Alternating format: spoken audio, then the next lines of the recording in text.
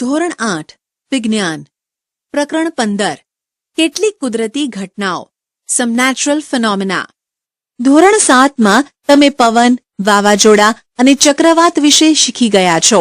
તમે શીખ્યા હતા કે વાવાઝોડું માનવ જીવન તથા સંપત્તિને પુષ્કળ નુકસાન પહોંચાડે છે. તમે એ પણ શીખ્યા કે કેટલીક હદ સુધી તમે તમારી જાતને આ વિનાશક ઘટનાઓથી બચાવી શકો છો. આ પ્રકરણમાં આપણે બીજી 2 વિનાશક ઘટનાઓ વિશે ચર્ચા કરીશું. તે વીજળીનું પડવું તથા ભૂકંપ છે. આપણે આ ઘટનાઓથી થતા નુકસાનને કઈ રીતે ઘટાડી શકીએ તે વિશે પણ ચર્ચા કરીશું. વીજળી લાઇટનિંગ. જ્યારે વાયરો ઢીલા થઈ જાય ત્યારે વીજળીના થાંભલા પર તણખા થતાં તમે જોયા હશે. જ્યારે પવન ફૂંકાવાને લીધે વાયરો હલતા હોય ત્યારે આ ઘટના ખૂબ જ સામાન્ય છે. જ્યારે સોકેટની અંદર પ્લગ ઢીલો હોય ત્યારે તેમાં પણ તણખા થતાં તમે જોયા હશે. વીજળી પણ એક મોટા પાયે થતો વિદ્યુત તણખો જ છે.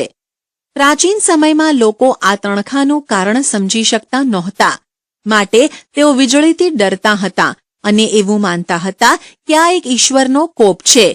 અલબત્ત હવે આપણે સમજીએ છીએ કે વીજળી થવાનું કારણ એ વાદળોમાં એકઠો થતો વીજભાર છે. આપણે વીજળીથી ડરવાનું કોઈ કારણ નથી, પરંતુ આપણે આપણી જાતને ભયાનક વીજ ચમકારાથી બચાવવાના પગલાં લેવા જોઈએ. તણખાઓ વિશે ગ્રીકોનું જ્ઞાન. The sparks that the Greeks new about. અંદાજે ઈસવીસન પૂર્વે 600 ગ્રીક લોકો જાણતા હતા કે જ્યારે અંબર એટલે કે તે ગુંદરનો એક પ્રકાર છે ને ફર રૂંવાટી કે રૂંછડાવાળી સપાટી સાથે ઘસવામાં આવે ત્યારે તે વાળ જેવા હલકા પદાર્થોને આકર્ષે છે. તમે નોંધ્યું હશે કે જ્યારે તમે ઊનના કે પોલિએસ્ટર કપડાં અંધારામાં ઉતારો છો ત્યારે તમારી રૂંવાટી ઊભી થઈ જાય છે અને તમે તણખા પણ જુઓ છો અથવા તડતડ અવાજ સાંભળો છો. 1772માં બેન્જામિન ફ્રેન્કલિન અમેરિકન વિજ્ઞાનીએ દર્શાવ્યું કે વીજળી અને તમારા કપડાંથી થતા તણખા એ આમ તો સમાન ઘટનાઓ છે. જો કે આ ઘટનાને સમજવામાં લગભગ 2000 વર્ષ લાગ્યા. મને આશ્ચર્ય થાય છે કે શા માટે આ ઘટનાની સમાનતા સમજવામાં આટલા વર્ષો લાગ્યા. વૈજ્ઞાનિક શોધો એ ઘણા બધા લોકોની સખત મહેનતનું પરિણામ હોય છે. ઘણીવાર તે ખૂબ વધુ સમય લેતી હોય છે. હવે આપણે વીજભારના કેટલાક ગુણધર્મોનો અભ્યાસ કરીએ. આપણે એ પણ જોઈશું કે તે આકાશમાં થતા વીજળી સાથે કઈ રીતે સંબંધિત છે. ચાલો વીજભારની પ્રકૃતિ સમજવા માટે થોડી પ્રવૃત્તિઓ કરીએ. પણ આ અગાઉ તમે જે રમત તરીકે રમ્યા છો તે યાદ કરો. જ્યારે તમે પ્લાસ્ટિકની ફૂટપટ્ટીને તમારા કોરા વાળ સાથે ઘસો છો ત્યારે ફૂટપટ્ટી કાગળના નાના ટુકડાઓને આકર્ષી શકે છે. ઘસવાથી વીજભારની ઉત્પત્તિ. Charging by rubbing. પ્રવૃત્તિ 15.1. બોલપેનની વપરાયેલી રિફિલ લઈ તેને જોરથી પોલિથીનના ટુકડા સાથે ઘસો. તેને કાગળના નાના ટુકડાઓ નજીક લાવો. એ ધ્યાન રાખો કે રિફિલનો ઘસેલો ભાગ તમારા હાથને કે ધાતુની વસ્તુને અડકે નહીં. આ પ્રવૃત્તિનું સૂકા પાંદડાના નાના ટુકડા, ફોતરા તથા રાઈના દાણા સાથે પુનરાવર્તન કરો. તમારા અવલોકનો નોંધો. જ્યારે પ્લાસ્ટિકની રિફિલને પોલિથીન સાથે ઘસવામાં આવે છે ત્યારે તે વીજભાર મેળવે છે. આ જ રીતે જ્યારે પ્લાસ્ટિકના કાંસકાને કોરા વાળ સાથે ઘસવામાં આવે છે ત્યારે તે થોડો વીજભાર મેળવે છે. આવા પદાર્થોને વીજભારિત પદાર્થો એટલે કે ચાર્જ્ડ ઓબ્જેક્ટ્સ કહે છે. રિફિલ અને પ્લાસ્ટિકના કાંસકાને વીજભારિત કરવાની પ્રક્રિયામાં પોલિથીન અને વાળ પણ વીજભારિત થાય છે. ચાલો તમે જાણતા હો તેવા કેટલાક પદાર્થોને વીજભારિત કરવાની કોશિશ કરીએ. વીજભારના પ્રકારો અને તેની આંતરક્રિયા. Types of charges and there interaction. કોષ્ટક 15.1 માંથી કેટલાક પદાર્થોને આપણે હવેની પ્રવૃત્તિ માટે પસંદ કરીશું. પ્રવૃત્તિ 15.3. અ. 2 ફુગ્ગાઓ ફૂલાવો. તેઓ એકબીજાને અડે નહીં તે રીતે લટકાવો. બંને ફુગ્ગાને ઊનના કપડા વડે ઘસો અને પછી છોડી દો. તમે શું નિરીક્ષણ કર્યું? હવે ચાલો આ પ્રવૃત્તિને વપરાયેલી રિફિલ લઈને ફરીથી કરીએ. એક રિફિલને પોલિથીન સાથે ઘસો. તેને કાળજીપૂર્વક કાચના પાત્રને સ્ટેન્ડ તરીકે વાપરતા હોય તેમ તેમાં મૂકો. બીજી રિફિલને પણ પોલિથીન સાથે ઘસો. તેને વીજભારિત રિફિલ નજીક લાવો. ધ્યાન રાખો કે વીજભારિત છેડાને તમારો હાથ અડી ન જાય. શું પાત્રમાં રહેલી રિફિલ પર કોઈ અસર થઈ? શું તે બંને એકબીજાને આકર્ષિત કરે છે કે અપાકર્ષિત? આ પ્રવૃત્તિમાં આપણે સમાન પદાર્થોથી બનેલી બે વીજભારિત વસ્તુઓને એકબીજાની નજીક લાવ્યા. ચાલો હવે એ શોધીએ કે જુદા જુદા પદાર્થોની બનેલી બે વીજભારિત વસ્તુઓને નજીક લાવતા શું થાય છે? ચાલો શોધીએ. બ.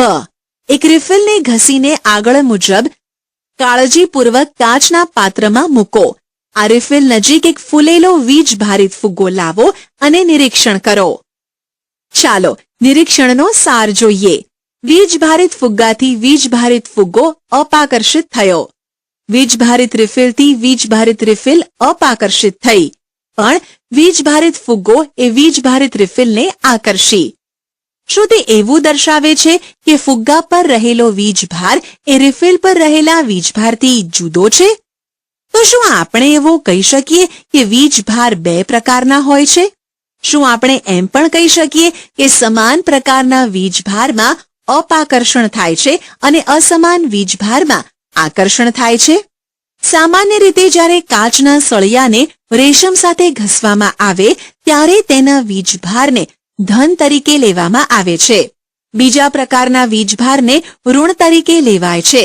એવું જોવામાં આવ્યું છે કે જ્યારે વીજભારિત કાચના સળિયાને પોલિથીન સાથે ઘસેલી પ્લાસ્ટિકની સ્ટ્રો નજીક લાવવામાં આવે ત્યારે બંને વચ્ચે આકર્ષણ થાય છે. પ્લાસ્ટિકની સ્ટ્રો પર રહેલા વીજભારના પ્રકાર વિશે તમારું શું માનવું છે? પ્લાસ્ટિકની સ્ટ્રોનો વીજભાર ઋણ હશે એવું તમારું અનુમાન સાચું છે. ઘસવાથી ઉત્પન્ન થતા વીજભાર સ્થિર એટલે કે સ્ટેટિક હોય છે. તેઓનું જાતે વહન થતું નથી. જ્યારે વીજભારોનું વહન થાય છે ત્યારે તે વિદ્યુત પ્રવાહ સર્જે છે. ધોરણ 6 થી તમે વિદ્યુત પ્રવાહ વિશે વાંચી રહ્યા છો. વિદ્યુત પરિપથમાં રહેલા જે વિદ્યુત પ્રવાહને લીધે બલ્બ પ્રકાશિત થાય છે કે જે પ્રવાહને લીધે વાયર ગરમ થાય છે તે બીજું કાંઈ જ નહીં પરંતુ વીજભારનું વહન છે.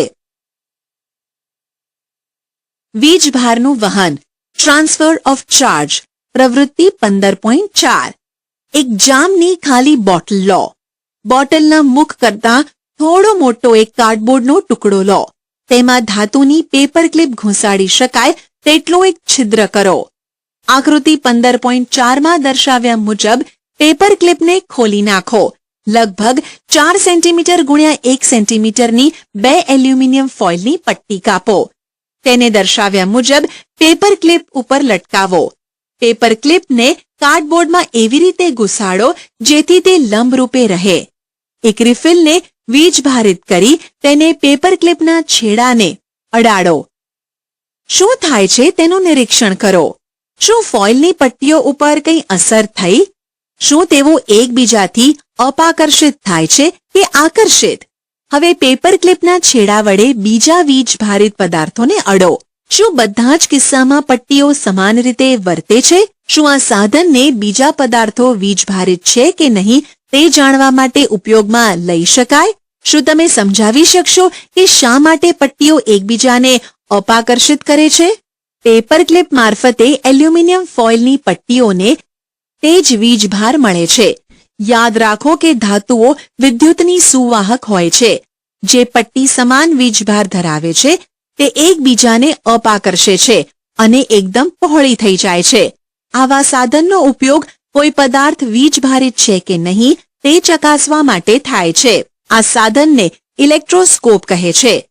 આથી આપણે જાણ્યું કે વીજભારિત પદાર્થ પરથી ધાતુના સુવાહક મારફતે બીજા પદાર્થ સુધી વીજભારનું વહન કરી શકાય છે. હાથ વડે પેપર ક્લિપના છેડાને ધીમેથી અડકો અને તમને ફોઇલની પટ્ટીઓમાં ફેરફાર જણાશે. તેઓ પોતાની મૂળભૂત સ્થિતિમાં આવી જશે.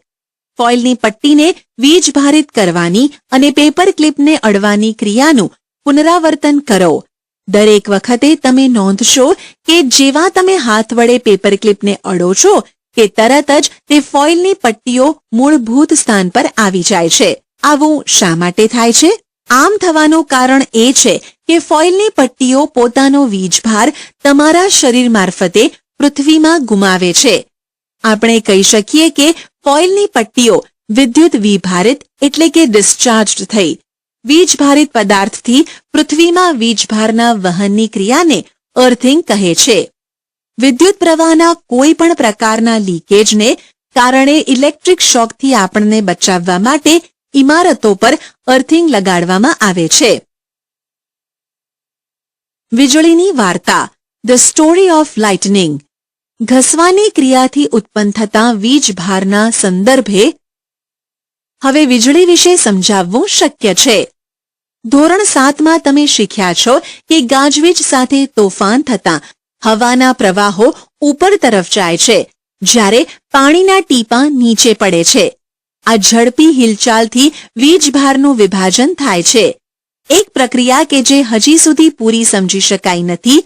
તેના કારણે વાદળોની ઉપરની ધાર તરફ ધન વીજભાર તથા નીચેની ધાર તરફ ઋણ વીજભાર જમા થાય છે.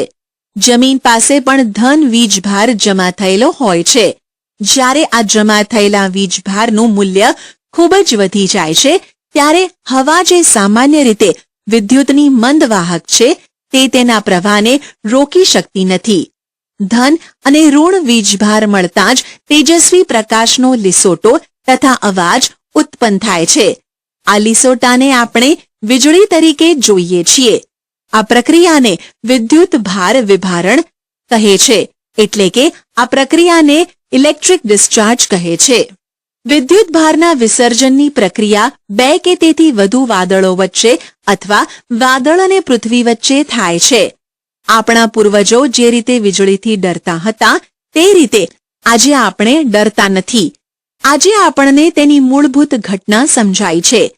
આ સમજને વધુ સ્પષ્ટ કરવા માટે વૈજ્ઞાનિકો કાર્યરત છે. જો કે વીજળીના પડવાથી જાનહાનિ અને સંપત્તિનો નાશ થઈ શકે છે. એટલા માટે જ આપણી જાતનું રક્ષણ કરવા માટે પગલાં લેવા જોઈએ.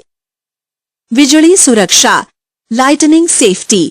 વીજળી અને ગાજવીજ સાથેના તોફાન એટલે કે થંડરસ્ટોર્મ દરમિયાન કોઈ પણ ખુલ્લી જગ્યા સલામત નથી. ગાજવીજ સંભળાવવી એ સલામત સ્થળે દોડી જવાની ચેતવણી છે. સલામત સ્થળેથી છેલ્લી ગાજવીજ સંભળાયા બાદ થોડી રાહ જોયા પછી જ બહાર નીકળો. સલામત સ્થળની શોધ ફાઇન્ડિંગ અ સેફ પ્લેસ. ઘર કે ઇમારત એ સલામત સ્થળ છે. જો તમે કાર કે બસમાં મુસાફરી કરતા હો તો વાહનના બધા જ બારી બારણા બંધ હોય તો તમે સુરક્ષિત છો. ગાજવીજ દરમિયાન કરવાની અને ન કરવાની બાબતો. Do's and don'ts during a thunderstorm. બહાર આઉટસાઇડ. ખુલ્લા વાહનો જેવા કે મોટરસાયકલ, ટ્રેક્ટર, બાંધકામના મશીનો, ખુલ્લી ગાડીઓ સુરક્ષિત નથી. ખુલ્લા મેદાનો, ઊંચા વૃક્ષો, બગીચાના છાપરા તથા છજ્જા કાઢેલા સ્થળો વીજળીના આંચકાથી આપણને બચાવતા નથી. ગાજવીજ સાથેના તોફાન દરમિયાન છત્રી સાથે લઈ જવી એ જરાય સલાહભર્યું નથી. જો જંગલમાં હોય તો નીચા વૃક્ષો નીચે જ આશ્રય લેવો જોઈએ.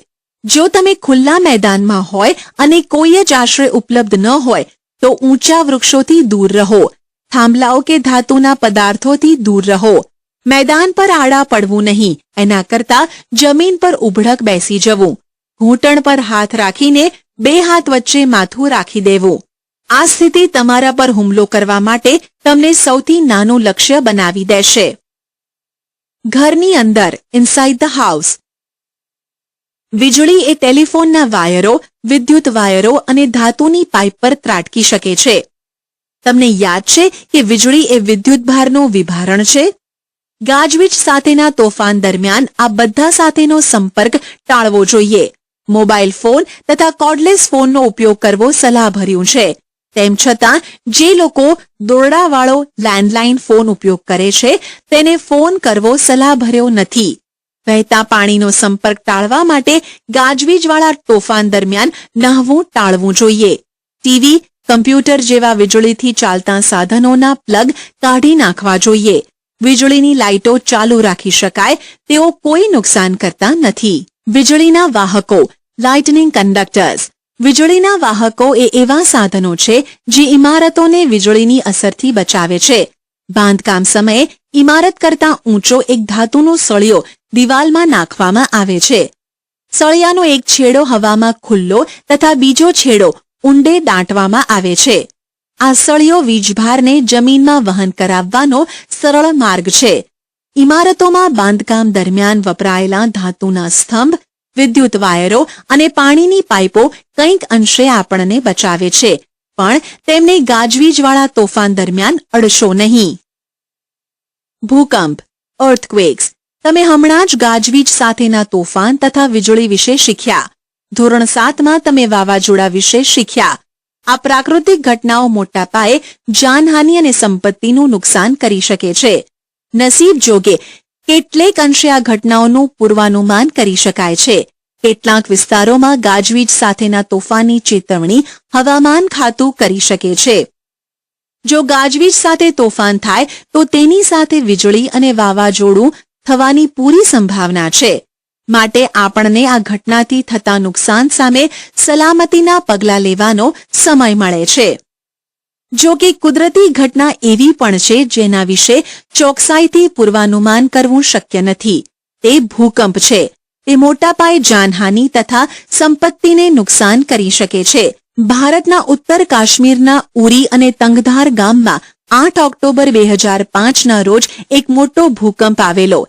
એ પહેલા 26મી જાન્યુઆરી 2001ના રોજ મોટો ભૂકંપ ગુજરાતના ભુજ જિલ્લામાં આવેલો. પ્રવૃત્તિ 15.5. તમારા માતા પિતાને આ ભૂકંપમાં થયેલી જાનમાલની ખુવારી વિશે પૂછો. તે દિવસોના સમાચાર પત્રો કે સામાયિકોમાંથી ભૂકંપ દ્વારા થયેલા નુકસાનના થોડા ચિત્રો એકઠા કરો. ભૂકંપ દરમિયાન અને પછી લોકોની વેદના વર્ણવતો ટૂંકો અહેવાલ તૈયાર કરો. ભૂકંપ શું છે? એ આવે ત્યારે શું થાય? તેની અસરોને ઘટાડવા શું કરવું જોઈએ? આ એવા થોડા પ્રશ્નો છે જેની આપણે નીચે ચર્ચા કરીશું. ભૂકંપ શું છે? What is an earthquake? પૃથ્વીનું અચાનક હલવું કે ધ્રુજવું એ ભૂકંપ છે, જે ખૂબ થોડા સમય સુધી થાય છે. પૃથ્વીના પેટાળમાં ખૂબ ઊંડે થતા વિક્ષોભ એટલે કે ડિસ્ટર્બન્સને કારણે તે થાય છે. ભૂકંપ આખી પૃથ્વી પર દરેક સમયે થાય છે. તેઓ નોંધાતા પણ નથી. મોટા ભૂકંપ ખૂબ ઓછી વાર થતાં જોવા મળે છે.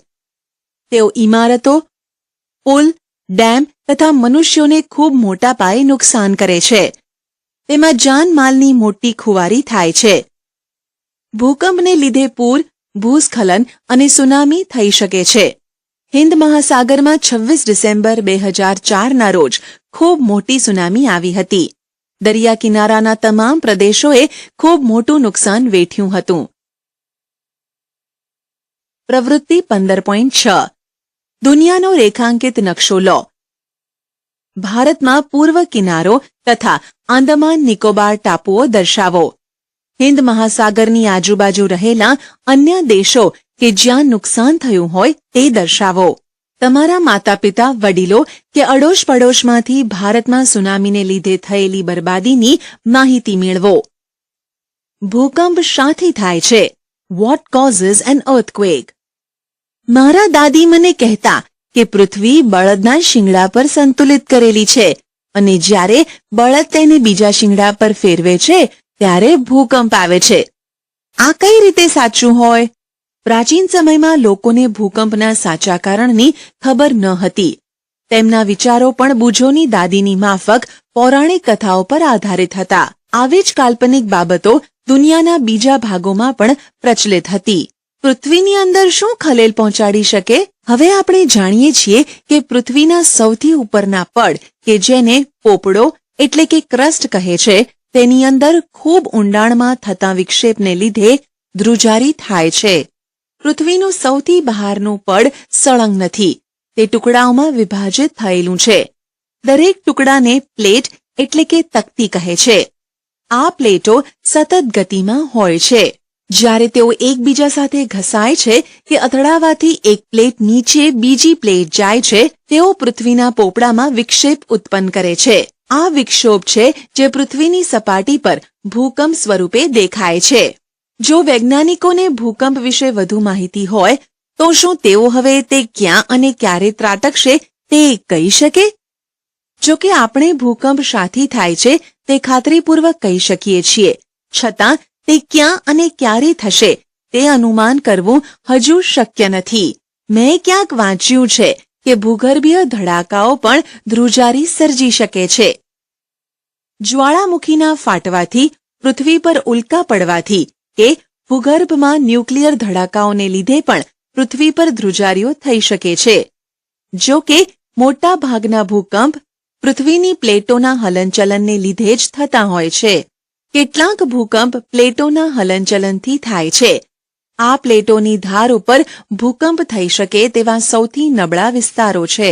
આવા નબળા વિસ્તારોને સિસ્મિક કે ફોલ્ટ ઝોન કહે છે. ભારતમાં કાશ્મીર, પૂર્વ તથા મધ્ય હિમાલય, સંપૂર્ણ ઉત્તર પૂર્વીય વિસ્તાર, કચ્છનું રણ, રાજસ્થાન અને ગંગાના મેદાનો એ સૌથી ભયજનક વિસ્તારો છે. દક્ષિણ ભારતના કેટલાક વિસ્તારોનો પણ ભયજનક વિસ્તારમાં સમાવેશ થાય છે. ભૂકંપની તીવ્રતાના મૂલ્યને માપક્રમ પર દેખાડતા એકમને રિક્ટર સ્કેલ કહે છે. ખરેખર વિનાશક હોય તેવા ભૂકંપની રિક્ટર સ્કેલ પર તીવ્રતા 7 થી પણ વધુ હોય છે. ભુજ અને કાશ્મીર બંનેના ભૂકંપની તીવ્રતા 7.5 થી પણ વધુ હતી. ધ્રુજારીને લીધે પૃથ્વીની સપાટી પર તરંગો સર્જાય છે. આ તરંગોને સિસ્મિક તરંગો કહે છે. આ તરંગોને સિસ્મોગ્રાફ નામના સાધન વડે નોંધવામાં આવે છે. આ સાધન આમ તો એક સાદો ધ્રુજારી પામે તેવો સળિયો કે લોલક હોય છે, જે આંચકા આવે ત્યારે ધ્રુજારી પામે છે. આ ધ્રુજતી વ્યવસ્થાની સાથે પેન જોડેલી હોય છે.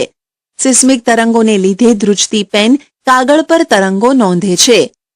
આ તરંગોના અભ્યાસથી વૈજ્ઞાનિકો ભૂકંપનો સંપૂર્ણ નકશો તૈયાર કરી શકે છે, જે આકૃતિ 15.14માં દર્શાવેલો છે. તેઓ તેના વિનાશની તીવ્રતાનું અનુમાન પણ કરી શકે છે. વિજ્ઞાનના અન્ય માપક્રમની જેમ જ રિક્ટર સ્કેલ પણ રૈખિક નથી. આનો મતલબ એ થયો કે 4ની તીવ્રતાવાળા ભૂકંપ કરતાં 6ની તીવ્રતાવાળા ભૂકંપની તીવ્રતા 1.5 ગણી હોતી નથી. હકીકતમાં તીવ્રતામાં 2નો વધારો થવો અને એનો મતલબ તેની વિનાશકતા 1000 ગણી વધુ હોય છે. આથી 6ની તીવ્રતાનો ભૂકંપ 4ની તીવ્રતાના ભૂકંપ કરતાં 1000 ગણી વધુ વિનાશક શક્તિ ધરાવે છે. ભૂકંપ સામે રક્ષણ, પ્રોટેક્શન અગેન્સ્ટ અર્થક્વેક્સ. આગળના પાનાઓ પર જાણ્યું કે ભૂકંપનું પૂર્વાનુમાન થઈ શકતું નથી. આપણે એ પણ જોયું કે તે ખૂબ જ વિનાશક હોઈ શકે છે. એટલા માટે એ જરૂરી છે કે દરેક સમયે આપણે આપણી જાતના રક્ષણ માટેના જરૂરી પગલાં લઈએ. સિસ્મિક ઝોનમાં રહેતા લોકો કે જ્યાં ભૂકંપની શક્યતાઓ ખૂબ જ વધુ હોય છે, ત્યાં લોકોએ વધારે તૈયાર રહેવું જોઈએ. સૌપ્રથમ તો આ વિસ્તારમાં આવેલી ઇમારતોની રચના એવી રીતે થયેલી હોવી જોઈએ કે તે મોટા આંચકાઓ સહન કરી શકે.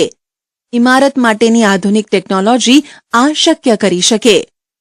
ભૂકંપ સલામત હોય તેવા માળખાં ઊભા કરવા એ સલાહભર્યું છે. યોગ્ય આર્કિટેક્ટ્સ અને માળખા માટેના ખાસ એન્જિનિયરનો એટલે કે સ્ટ્રક્ચરલ એન્જિનિયર સંપર્ક કરો. ઉચ્ચ સિસ્મિક વિસ્તારોમાં ભારે બાંધકામ મટીરીયલને બદલે માટી, ગારો અને લાકડાનો ઉપયોગ વધુ સારો છે. છાપરાઓને બને તેટલા હળવા રાખવા જોઈએ. કદાચ જો માળખું પડીને ભાંગે તો મોટું નુકસાન ન થાય. કબાટ અને છાજલીઓ દિવાલ સાથે લગાડેલા હોય તો સારું પડે, જેથી તે સરળતાથી પડી ન જાય. જ્યારે દિવાલ, ઘડિયાળ, ફોટોફ્રેમ કે પાણીના ગીઝરો લટકાવો ત્યારે ધ્યાન રાખો કે ભૂકંપ આવે ત્યારે તે લોકો ઉપર ન પડે. કેટલીક ઇમારતોમાં ભૂકંપ સમયે આગ લાગે છે, માટે જરૂરી છે કે બધી ઇમારતો, ખાસ કરીને ઊંચી ઇમારતોમાં અગ્નિશામકો ચાલુ સ્થિતિમાં હોય. કેન્દ્રીય ઇમારત સંશોધન કેન્દ્ર સેન્ટ્રલ બિલ્ડિંગ રિસર્ચ ઇન્સ્ટિટ્યૂટ રૂરકીમાં ભૂકંપ અવરોધક ઇમારતો કઈ રીતે તૈયાર કરવી તેના પર કાર્ય થયું છે. ગુજરાતમાં ભૂકંપ પર સંશોધન કરતી સંસ્થા ISR institute of seismographic research Gandhinagar મુકામે આવેલ છે. ભૂકંપ થવાની ઘટનામાં તમારી જાતને બચાવવા નીચેના પગલાં લો. 1. જો તમે ઘેર હો તો ટેબલ નીચે આશ્રય લો અને ધ્રુજારી બંધ થાય ત્યાં સુધી તે જગ્યાએ જ રહો. તમારી પર પડી શકે તેવી ઊંચી અને ભારે વસ્તુઓથી દૂર રહો. જો તમે પથારીમાં હો તો ઊભા ન થાવ. તકિયાથી માથાનું રક્ષણ કરો. 2. જો તમે બહાર હો તો ઇમારતો, વૃક્ષો તથા ઉપરથી પસાર થતી વિદ્યુતની લાઇનોથી દૂર ખુલ્લું સ્થળ શોધો. જમીન પર બેસી જાઓ. જો તમે મોટર કે બસમાં હો તો બહાર ન આવો. વાહન ચાલકને ધીમે ધીમે ખુલ્લા સ્થળ સુધી ચલાવવાનું કહો. જ્યાં સુધી ધ્રુજારી ન અટકે ત્યાં સુધી બહાર ન આવો.